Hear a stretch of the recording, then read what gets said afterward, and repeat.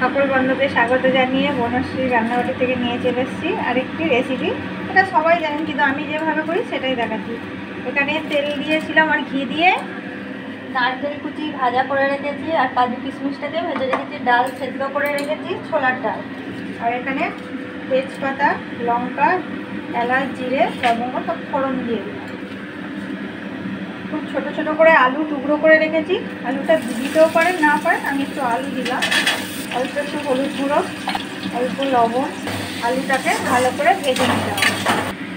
আলুটা ভাজা হয়ে গেছে, আমি এবার তেলে একটু হিং দিয়ে দিলাম। হিংটা আমি আগে দিলাম না, গন্ধ উবে যায় যতই যে দামি হিং দিই।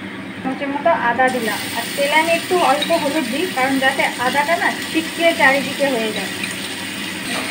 আদাটা চারিদিকে ছেটকাবে না, কড়ার মধ্যেই থাকবে। আদাটা ভাজা হয়ে গেছে, আমি বড় একটা টমেটো কুচি করে দিয়ে দিলাম। এবার এটাকে ভালো করে ভেজে নেবো যতক্ষণ না টমেটোটা গলে আসছে। টমেটোটা সেদ্ধ হয়ে গেছে, এবার আমি জিরে গুঁড়ো দিয়ে দিলাম, ধনের গুঁড়ো দিয়ে দিলাম, গরম জল দিলাম, লঙ্কা গুঁড়ো দিলাম, অল্প পরিমাণে হলুদ গুঁড়ো। এবার মশলাটাকে আমি ভালো করে কষিয়ে নেবো। নারকেল কুচিগুলো আমি দিয়ে দিচ্ছি।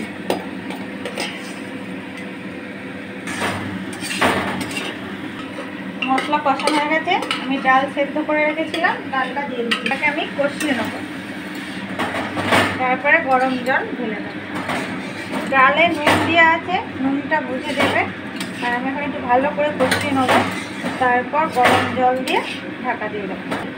3 চামচ মতো চিনি দেবো, ছোলার ডাল একটু মিষ্টি মিষ্টি ভালো লাগে। মিষ্টিটা নুনটা দিয়ে স্বাদ অনুযায়ী দেবে। ভালো করে আবার মিশিয়ে নেবো। একসঙ্গে মিষ্টিটা দিলে কি হয়, ডালের মধ্যে সব স্বাদটা খুব সুন্দর লাগে। ডালটা আমার কষানো হয়ে গেছে, এবার আমি গরম করা জলটা দিয়ে দেবো। ভেজে রাখা কাজু কিশমিশ আর 3টে কাঁচা লঙ্কা দিয়ে দেবো।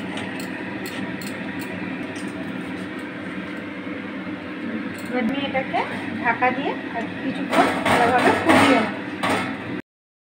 এটা আমার হয়ে গেছে, আর এটা আমি মাঝে মাঝে নেড়ে দিয়েছি, নাহলে তলায় লেগে যেতে পারে। এবার আমি ঘি গরম মশলা নিয়ে নামিয়ে দেবো। এটা ঘি না দিলে হয়, তাই আমি একটু ঘিটা বেশিই দিলাম।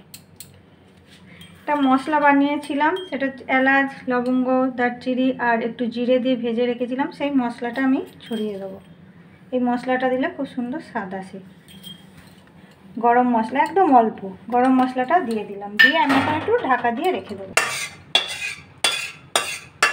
আমার ছোলার ডালটা হয়ে গেছে। যদি ভালো লেগে থাকে অবশ্যই লাইক কমেন্ট করবে বন্ধুরা, আর বলো কিন্তু যে কেমন হয়েছে। সব পুরো ভিডিওটা দেখবে। সকলকে অনেক অনেক ধন্যবাদ।